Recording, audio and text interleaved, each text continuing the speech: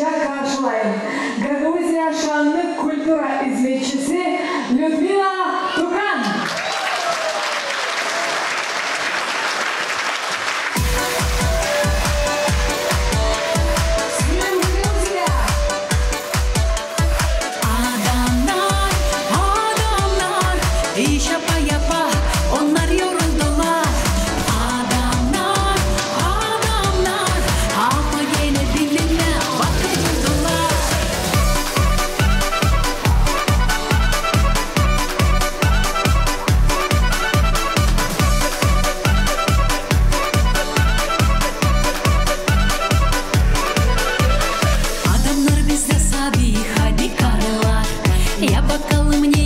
Bizim bu adamlar 3 günde kesme taştan kaldırır 7. Ama döşekte yatır açan 37. Adamların yerleri bak altın kese. Fıçıları şarap çıklan doldurmayın se. Kazanır parayı silah güvneden kavi. Ama çıkı karı da ona sabi. Adamlar, adamlar iş yapa yapa onlar yoruldular.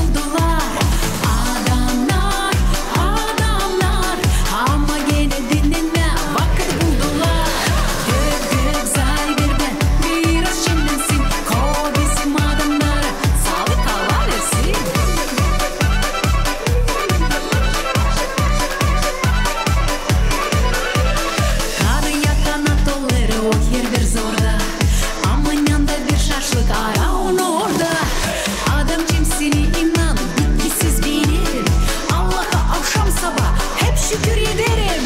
Adamlar, adamlar iş yapa yapa onlar yoruldular. Adamlar, adamlar ama gene dinleme vakit buldular. Adamlar, adamlar iş yapa yapa onlar yoruldular. Adamlar, adamlar ama gene dinleme vakit buldular.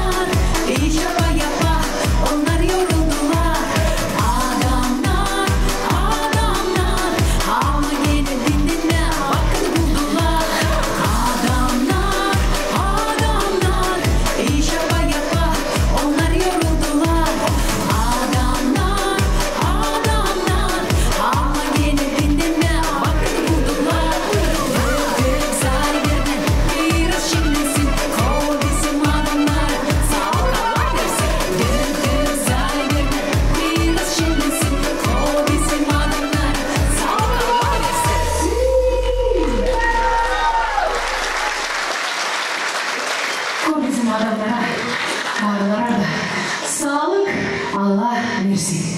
Nizki, long battle.